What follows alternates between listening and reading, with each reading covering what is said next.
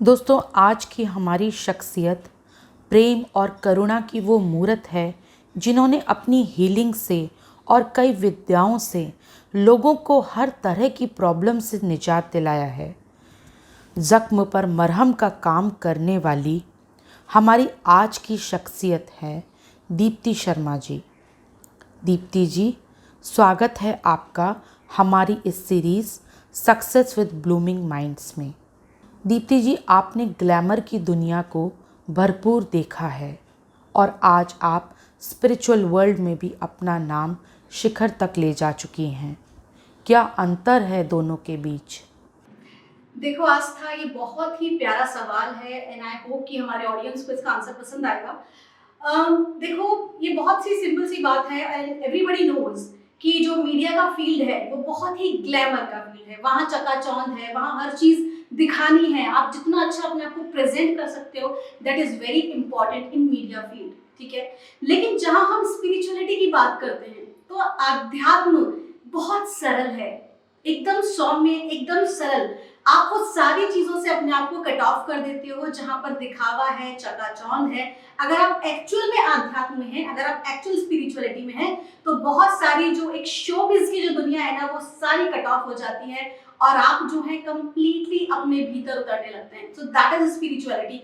आप अपनी soul work कर रहे हैं, आप एक आत्मा के साथ काम कर रहे हैं, आप अपनी अंतरात्मा पे काम कर रहे हैं, आप अपनी कॉन्शियसनेस पे काम कर रहे हैं, आप पूरी यूनिवर्सल अवेयरनेस के ऊपर काम कर रहे हैं। दैट इज एक्चुअली स्पिरिचुअलिटी, जिसमें बिल्कुल भी दिखावा नहीं है। But yes, media industry completely glamorous industry है। हमें हर छोटी छोटी चीज पर अपनी बहुत सा ध्यान देना पड़ता है, ऑडियंस को क्या पसंद आएगा क्या नहीं। लेकिन आध्यात्म में इन चीजों से कोई फर्क नहीं पड़ता। आप जयपुर की top most healer, reiki grand master, योगिनी, meditation expert, astrologer, numerologist, angel therapist, NLP coach, crystal expert, naturotherapist और एक बहुत बहुत अच्छी मोटिवेशनल स्पीकर हैं। ज़्यादातर हम देखते हैं कि लोग एक ही क्षेत्र में कार्य करते हैं, लेकिन आपने जीवन के अलग अलग क्षेत्रों में कदम रखा और नाम कमाया। इतनी सारी मोडालिटी सीखने का आपका क्या पर्पज़ रहा? थैंक यू आस्था। सबसे पहले तो मुझे इतनी सारी मोडालिटीज़ मेरी याद कराने के लिए, because from last so many years I am working on it. और मैं तुमसे यही कहूँगी कि ये जितनी भी मोडालिटीज़ हैं इसमें कुछ भी अलग नहीं है, ये सभी एक दूसरे के साथ कनेक्टेड है, ठीक है। सारी मोडालिटीज़ एक दूसरे के साथ जुड़ी हुई हैं। जब मैंने शुरुआत की थी किसी पर्टिकुलर चीज़ को सीखने की, किसी एक सब्जेक्ट के ऊपर काम करने की, तो बड़ा ही जिज्ञासा थी मेरे को उन चीज़ों के बारे में जानने की कि किसी भी व्यक्ति के ऊपर सबसे ज़्यादा किन चीज़ों का प्रभाव पड़ता है। कुछ लोगों से पूछा तो किन्होंने कहा कि भाई ग्रहों का पड़ता है, किसी ने किसी चीज़ का बताया, किसी ने किसी चीज़ का बताया। तो जो जो मुझे जैसे जैसे बताता गया वैसे वैसे मैंने उन चीज़ों को खुद से करना शुरू किया।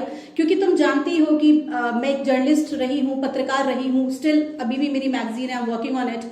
तो बीइंग अ पत्रकार, तुम तो जानते हो कि हमारे को कितना प्रश्नों का ना अंदर तक कुरेदने की आदत होती है कि जब तक है ना बाल की खाल नहीं निकाल लेते हमें सुकून नहीं मिलता।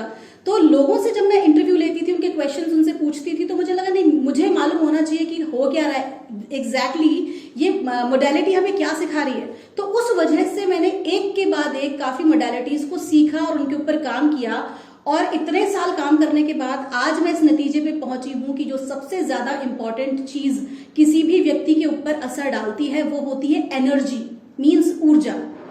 हर चीज़ की अपनी एक एनर्जी है और वो एनर्जी जिस तरीके से जिस व्यक्ति के साथ होगी, उस व्यक्ति का व्यवहार, उस व्यक्ति के आसपास की दुनिया, उस व्यक्ति के अपने रिलेशनशिप, उसका करियर, उसका मनी, ईच एंड एवरीथिंग, वो सारी चीजें उस ऊर्जा पर निर्भर करेंगी जिस ऊर्जा क्षेत्र में वो व्यक्ति रह रहा है। और जिन बातों को मैं कर रही हूँ ये खाली बातें मेरी नहीं है, ये बातें महान वैज्ञानिक टेस्ला, जिन्होंने की ऑल्टरनेट करंट का आविष्कार किया, आज हमारे घरों में जो करंट है, इलेक्ट्रिसिटी, वो सब उन्हीं की वजह से है।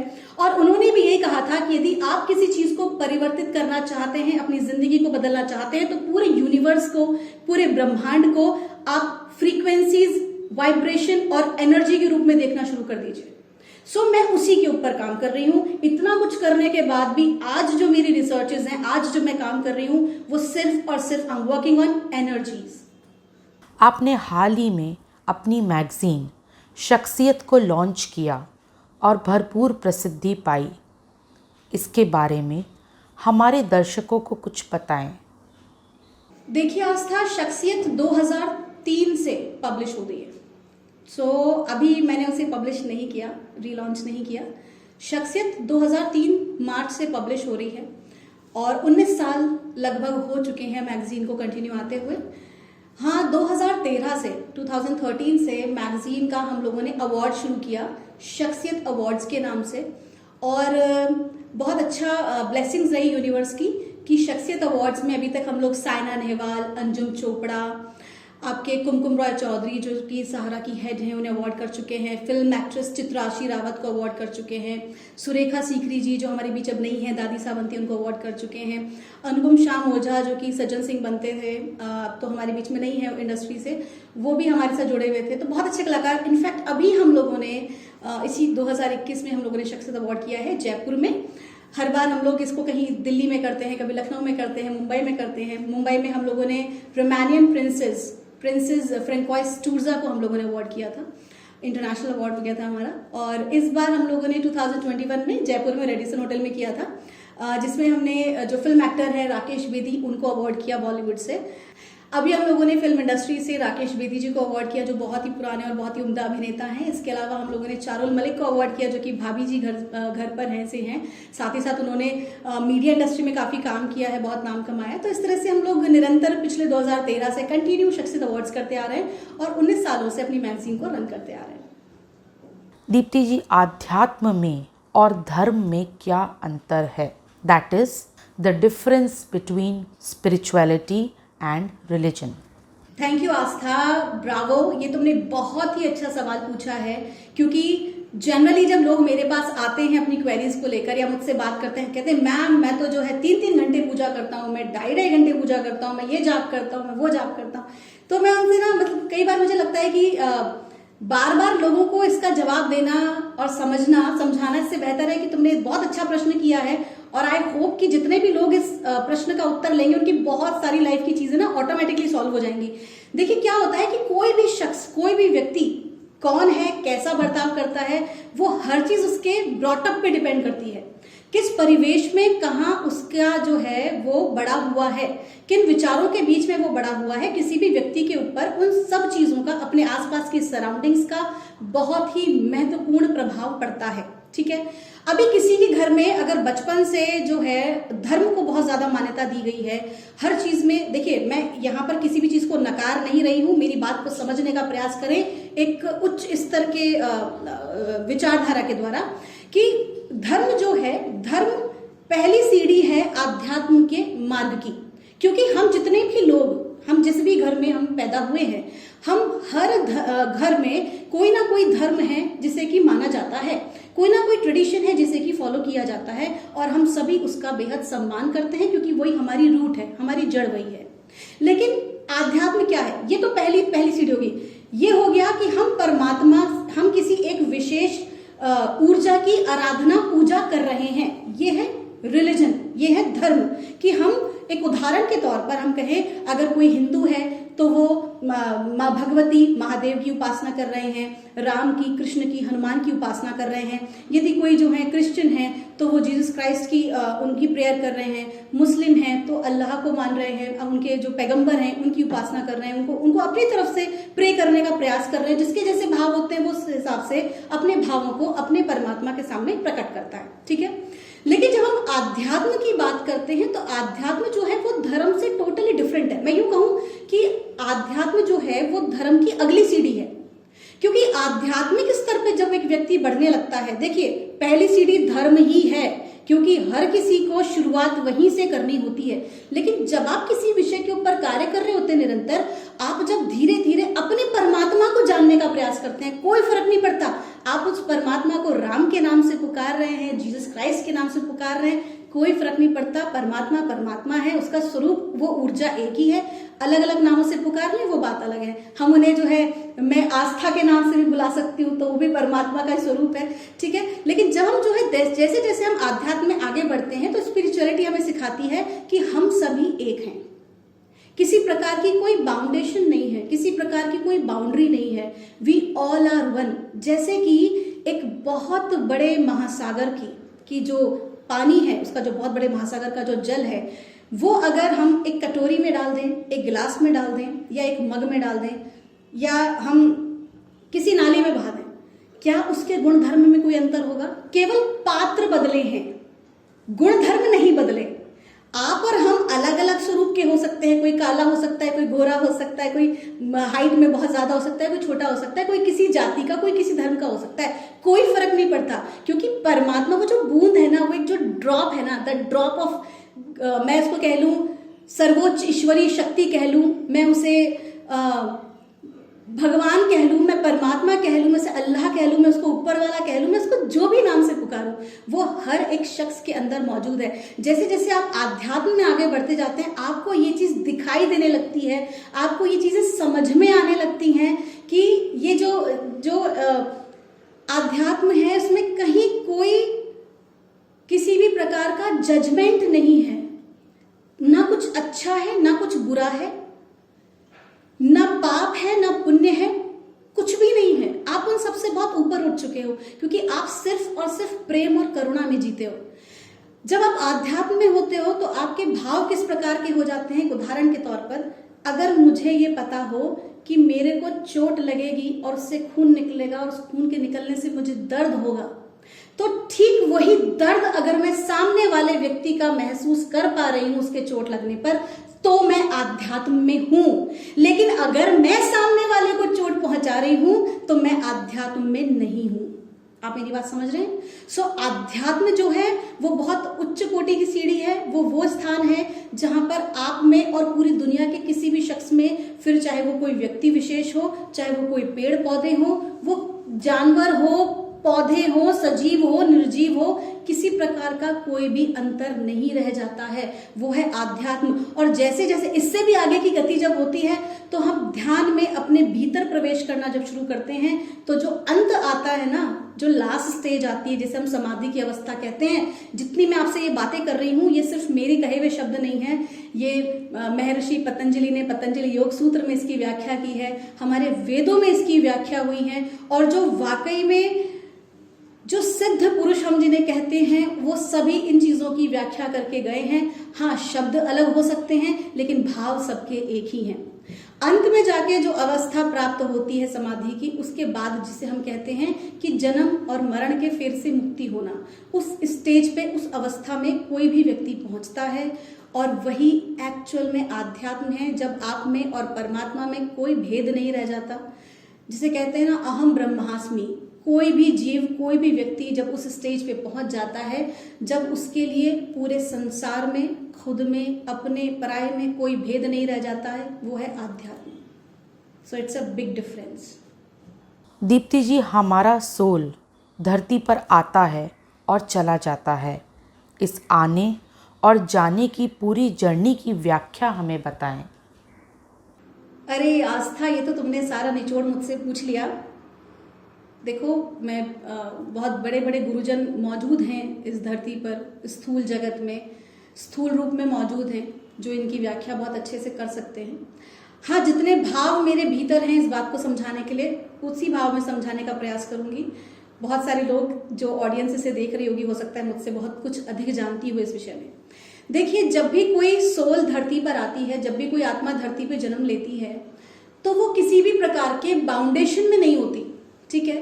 वो अपने स्वयं के कर्म बंधन के आधार पर कोई भी एक गर्भ चुनती है, ठीक है। जब वो आती है उस गर्भ के अंदर, तो वो ये डिसाइड करके आती है कि देखिए, धरती पर मैं अपने स्टूडेंट्स को भी चीज समझाती हूँ, अपने स्पीच में भी चीज समझाती हूँ कि धरती पर हम तीन चीजों के लिए आए हैं: लर्न, लिव एंड लव। हम यहाँ पर सीखने आए हैं, धरती पर जिंदगी को बहुत खूबसूरती से जीने के लिए आए हैं, और साथ ही साथ हम प्रेम के लिए आए हैं। ठीक है, बिकॉज जहां एक्चुअल में डिवाइन, यहाँ जो मैं जिस प्रेम की बात कर रही हूँ, ये बॉयफ्रेंड गर्लफ्रेंड के प्रेम की बात नहीं है, ये केवल माँ बेटे के प्रेम की बात नहीं है। This love is for everyone. ये वो प्रेम है, ये वो प्रेम और करुणा है जो कि संसार के हर व्यक्ति के लिए प्रकट होती है। तो जो भी सोल धरती पे जन्म लेती है वो ये निर्धारित करके आती है कि मैं धरती पर जो भी मेरे कार्मिक पास्ट लाइफ के जो लेसन्स हैं मैं उनको लूंगा या लूंगी, और उसके बाद उन लेसन्स को कंप्लीट करके जिन लोगों से मुझे कुछ देना है, जिनसे मुझे कुछ लेना है, सबके साथ बहुत ही प्रेम पूर्वक अपने चैप्टर को कंप्लीट करके और मैं अपनी स्पिरिचुअल ग्रोथ कर के और वापस इस दुनिया से विदा हो जाऊंगा या हो जाऊंगी। लेकिन जब हम आते हैं तो उस वक्त जब धरती पर हम जन्म लेते हैं तो हम हर चीज को भूल चुके होते हैं। हमारे लिए जो आसपास की दुनिया होती है वही सब कुछ हो जाता है, जो ये मेटेरियलिस्टिक वर्ल्ड है यही सब कुछ हमारे लिए हो जाता है, और हम इसी के अंदर जो ना वो रैट रेस के पीछे भागने लगते हैं, रैट रेस का हिस्सा हो जाते हैं कि मेरे पास एक अपना घर होना चाहिए, मेरे पास गाड़ी होनी चाहिए, मेरे पास ये भी होना चाहिए। हाँ ठीक है, भौतिक दुनिया, भौतिक जगत में जीने के लिए इन सब चीजों की आवश्यकता है, लेकिन एक्चुअली में जो हमारा सोल पर्पज है, जिस चीज के लिए हम आए हैं इस दुनिया में, हमें वो नहीं भूलना चाहिए। ठीक है, उसे हमें हमेशा याद रखना चाहिए। आप कितना ही आगे चले जाओ, आप कितना ही ग्लैमरस हो जाओ, आप कितना ही हाई इंडस्ट्री में चले जाओ, आप कहीं भी चले जाओ, किसी भी कॉर्पोरेट सेक्टर में चले जाओ, लेकिन अपनी रूट्स को हमें नहीं भूलना चाहिए, क्योंकि ये कहीं ना कहीं हमें याद दिलाती है कि हम धरती पर किस लिए आए हैं। ठीक है, सो हम जैसी दुनिया अपने लिए चाहते हैं, अगर मैं चाहती हूं कि मुझे दुनिया के सब लोग प्यार करें तो मुझे दुनिया को बदलने से पहले खुद को बदलना होगा। मुझे वो प्यार बनना पड़ेगा खुद से। जिस भी चीज की मेरे को जरूरत है वो मुझे पहले लोगों को देनी पड़ेगी, तब वो यूनिवर्स से मुझे रिसीव होगी वापस से। So this is all for what we have here on earth. As a healer आप एक वंडरफुल काम कर रही हैं, लोगों के मानसिक घावों को हील कर रही हैं। आज जब एंग्जाइटी, डिप्रेशन और स्ट्रेस हमारी सोसाइटी में फैल गया है तो इससे कैसे उभरा जाए? आस्था, ये आज की टाइम का बहुत ही इंपॉर्टेंट क्वेश्चन है, क्योंकि मोस्टली जितने भी लोगों की क्वेरीज आती हैं हमारे पास, वो सबसे ज्यादा डिप्रेशन, एंगर और एंजाइटी और फैटिग को फील कर रहे होते हैं। ऐसे लोग आते हैं। तो अगर मैं इसका बहुत सरलतम उपाय बताऊं, ठीक है, बहुत ही सरलतम, बहुत ही इजी में मैं आपको बताती हूँ आप अपने आप को इन चीजों से कैसे बाहर निकाल सकते हैं। सबसे पहला देखिए, बहुत सारी मोडालिटीज में बहुत सारी टेक्निक्स हैं जिन पे हम लोग काम करते हैं। रेकी के थ्रू हम रेकी मतलब लाइफ फोर्स एनर्जी के साथ हम लोग काम करते हैं, यूनिवर्स एनर्जी हम लोग काम कर रहे हैं। तो ये कैसे काम करती है? जब देखो इस चीज को थोड़ा सा साइंटिफिकली समझो कि जैसे कि बिजली का सर्किट होता है, अगर उस सर्किट में, बिजली सर्किट में कहीं पर भी कोई भी एक तार अगर कट जाए किसी भी तरह से, तो क्या होगा कि बिजली आनी बंद हो जाएगी। ठीक है, बल्ब नहीं जलेगा। ठीक उसी तरीके से हमारी बॉडी का जो सर्किट है, जिसे हम एनर्जी सर्किट कहते हैं, और जो ये मैं बात कर रही हूँ ये WHO द्वारा भी प्रमाणित है, क्योंकि रेकी को WHO ने प्रमाणित किया हुआ है और एज एन ऑल्टरनेटिव थेरेपी जो है इसके ऊपर काम किया जा रहा है। तो जो हमारे बॉडी के जो एनर्जी सर्किट्स होते हैं, एनर्जी सर्किट्स किसी भी कारणवश अगर उसके अंदर किसी भी प्रकार से ब्लॉक आ जाता है तो उस पर्टिकुलर स्थान पर किसी प्रकार का उस अंग में रोग उत्पन्न हो जाता है। ठीक है, तो जब वो रोग उत्पन्न हो जाता है तो ऑटोमेटिकली व्यक्ति जो है वो किसी प्रकार के वो जो रोग है वो मानसिक रोग भी हो सकता है, शारीरिक रोग भी हो सकता है, भावनात्मक रोग भी हो सकता है, आध्यात्मिक रोग भी हो सकता है। तो जिस भी प्रकार का रोग होता है उसी के अनुसार व्यक्ति का जो नेचर है, उसकी जो ऊर्जा है, उसके अंदर परिवर्तन आता है। डिप्रेशन, एंगर, एंजाइटी, इन सबसे व्यक्ति जूझने लगता है। तो सबसे साधारण सी बात है, सबसे इतना सिंपल और सरल तरीका बता रही हूं उससे बाहर निकलने का। नंबर 1, नेचुरल चीजों के साथ सबसे ज्यादा कनेक्ट होना शुरू कर दीजिए। नेचर के साथ कनेक्ट होना शुरू कर दीजिए। नंगे पैर धरती पर, जमीन पर वॉक करना शुरू करिए, स्पेशली घास के ऊपर। पुराने समय में जितने भी लोगों ने हमें बातें बताई हैं, हमारे पूर्वज जो कहकर गए हैं, बहुत सही बात कहकर गए हैं, कुछ भी उसमें दो राय नहीं है।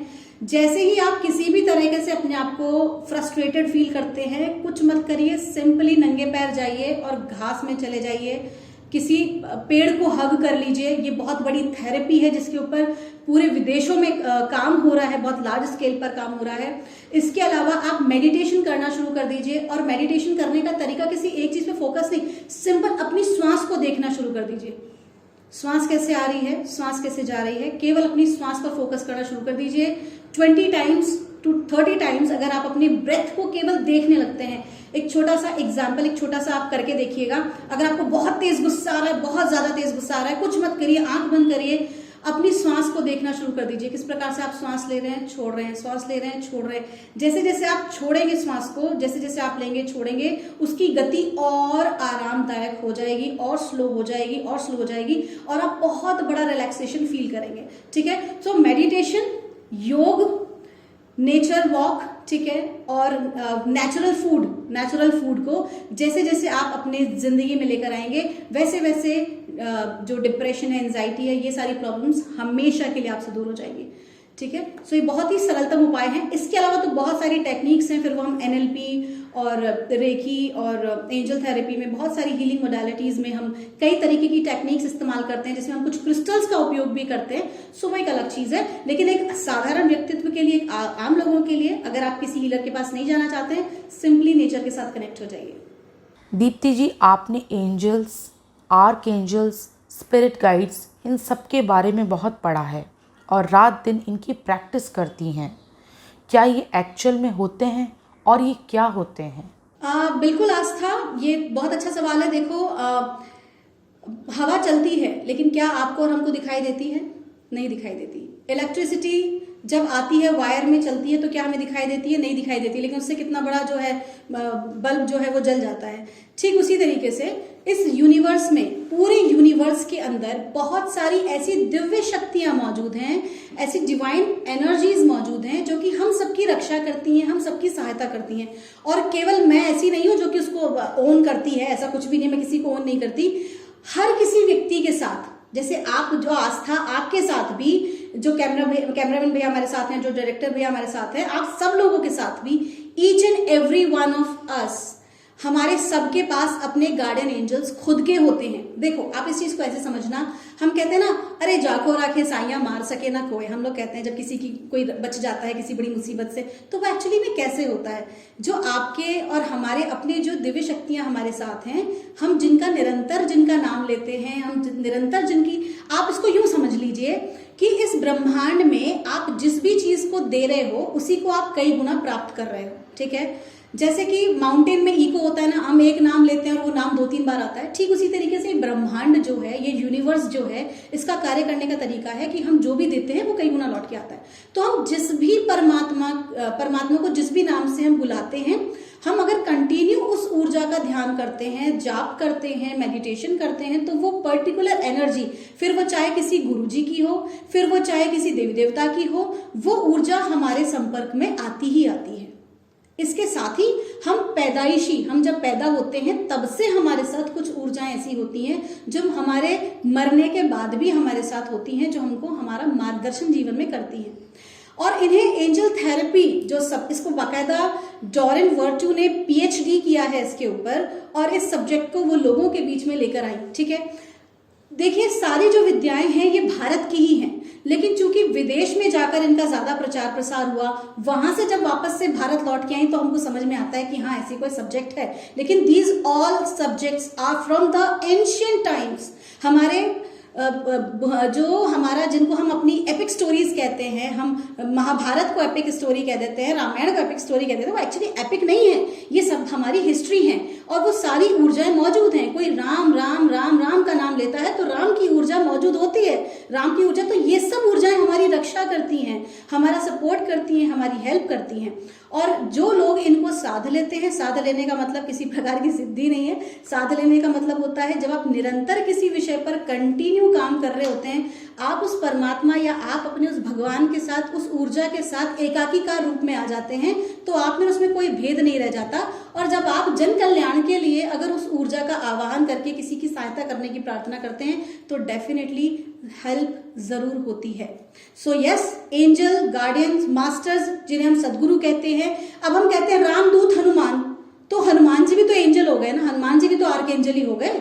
तो विदेशी उसको आर्क एंजल के नाम से बुलाते हैं, हम उनको दूत के नाम से बुला लेते हैं। इतना सा डिफरेंस है। साउथ के आप जितने भी टेम्पल्स में जाएंगे, जो पुराने मंदिर हैं, वहां आज भी आप किसी भी मंदिर में प्रवेश करेंगे उससे पहले ही बाहर बहुत सारी परियां, बहुत सारे एंजल्स हैं जिनकी की मूर्तियां और तस्वीरें लगी रहती हैं। सो ये मैं नहीं कह रही, ये हमारा पुरातत्व जो हमारी संस्कृति है वो कह रही है, जो वेद हैं वो कह रहे हैं। तो बहुत सारी ऐसी दिव्य शक्तियां मौजूद है इस ब्रह्मांड में जो कि आपकी और हमारी सहायता करती हैं, और ये बात बिल्कुल सच है that we are not alone in this universe. आप ग्लैमर और स्पिरिचुअल वर्ल्ड दोनों तरफ के लोगों को मैसेज दीजिए। आस्था, पता है बहुत ही मुश्किल होता है दोनों चीज़ों में बैलेंस बनाना। और जैसे जैसे मैं कहूँगी कि जब मैंने मीडिया में शुरुआत की थी तो आई वॉज वेरी इमेच्योर, ठीक है। तो मीडिया में कम्प्लीटली मीडिया वालों की तरह ही मैं रहा करती थी, लेकिन जैसे जैसे स्पिरिचुअलिटी में आई तो चीज़ें बहुत ज़्यादा बदली और एक अवेयरनेस आने लगी भीतर, ठीक है। एक कॉन्शियसनेस जागी, अपने बारे में जानने की, लोगों के बारे में, ब्रह्मांड के बारे में जानने की उत्सुकता होने लगी। और लास्ट में यही हुआ कि जो फैक्ट है, जो रियलिटी है वो ये है कि आध्यात्म ही को मैं सर्वोपरि मानती हूँ। और मैं सब लोगों को मैसेज भी यही देना चाहती हूँ, आप जिंदगी में कुछ भी करें, आप चाहे मीडिया में काम करने वाले हों, चाहे गेम्स में, चाहे आप नौकरी करने वाले हों, कुछ भी कीजिए, लेकिन स्पिरिचुअलिटी को कभी मत छोड़िए, आध्यात्म का दामन कभी मत छोड़िए। क्योंकि ये भौतिक जगत में, एक छोटा सा एग्जाम्पल, आज मैं खरबों रुपए की संपत्ति बना लूं, आज मैं बहुत मेहनत करके खरबों रुपए की संपत्ति बना लूं, लेकिन क्या मैं जब जाऊंगी इस दुनिया से तो उसको अपने साथ लेके जाऊंगी? क्या मैं आई थी तो लेकर आई थी? कैसे आई थी? और जो मैं जाऊंगी तो क्या मैं लेके जाऊंगी? जब एक कोई आता है ना इस धरती पर, तो कपड़े की भी अगर आवश्यकता होती है ना इतनी ज्यादा महत्वपूर्ण, तो परमात्मा कपड़े पहनाकर जो है ना तब भेजता लोगों को।